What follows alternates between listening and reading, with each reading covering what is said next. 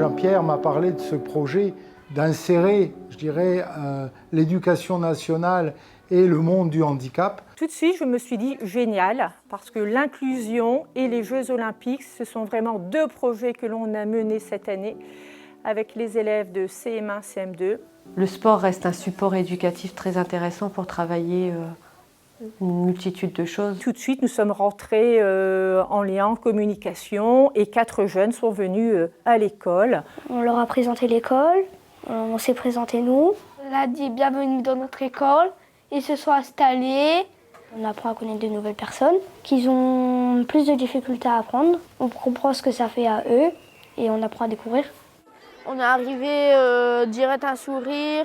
À la récré, j'ai trouvé plein de copains, copines. Les élèves étaient contents de nous montrer sur ce quoi ils avaient travaillé toute l'année sur les Jeux Olympiques. Ils nous ont fait part de leur hymne concernant la journée olympique. La flamme olympique est une symbolique. Elle va encourager nos athlètes préférés. Nous avons commencé des jeux sportifs coopératifs. Bon, vous êtes prêts ? Oui! Oh là là, quelle motivation! L'inclusion s'est faite très rapidement et sans complexe.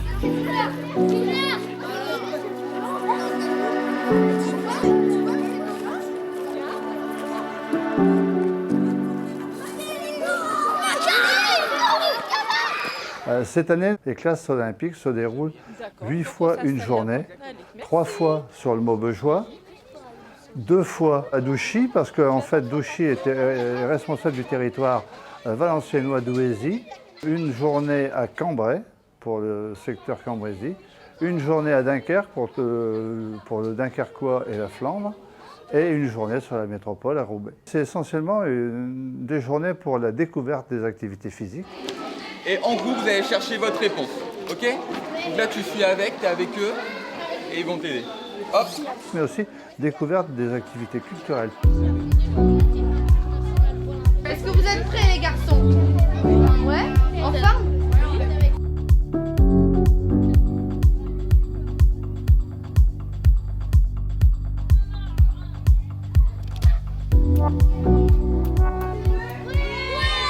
Ça commence toujours par l'aspect protocolaire.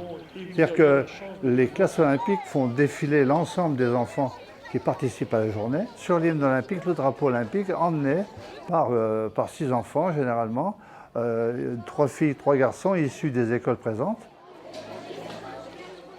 En fait, on était tous ensemble, école par école.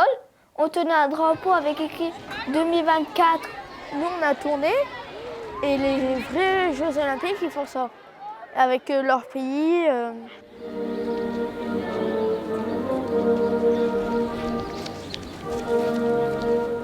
Je m'appelle Gustave et je suis à l'école de la Saint-Union. Je m'appelle Michael, c'est l'hymne des Merchicourt. On peut être amis, même différences. En fait, on est tous pareils, on est tous des humains. Ces paroles viennent des enfants.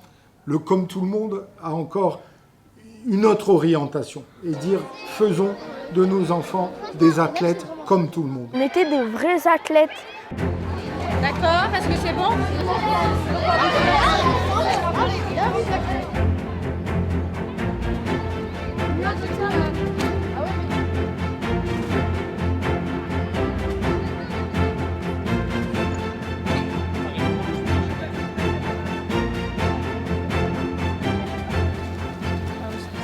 Vous avez l'anneau vert, hein, l'anneau rouge, le noir, le jaune et le bleu. Se retrouver avec eux, ça change et ça fait du bien parce qu'on découvre comment ils font eux.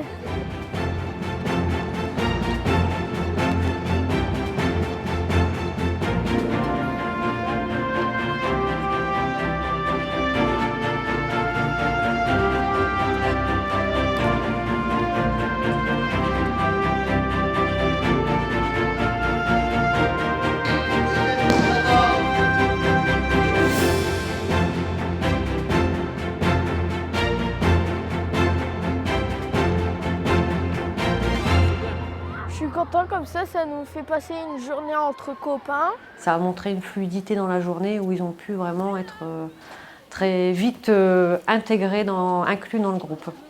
La dernière fois, je sais, il y a quelqu'un que j'arrivais pas à un truc, elle m'a aidé. Et il y avait beaucoup plus de facilité aussi pour échanger quand il y avait par exemple des sports collectifs aussi, où il y avait des échanges de balles ou des choses comme ça. Pour eux, c'était plus simple parce qu'ils connaissaient les noms des copains, ils connaissaient un petit peu, ils savaient un petit peu vers qui ils avaient plus d'affinité, donc vers qui se tourner.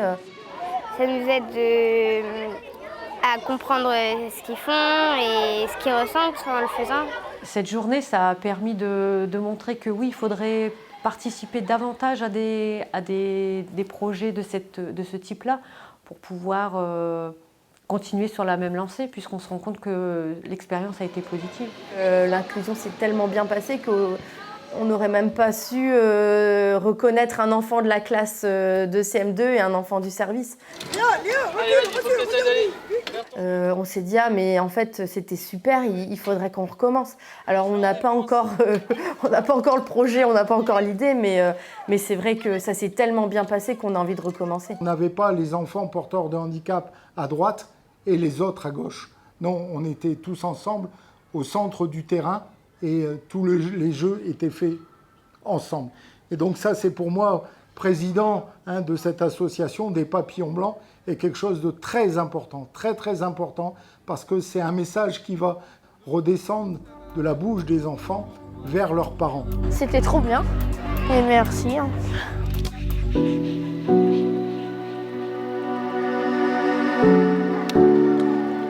troisième fois. Allez, on va monter.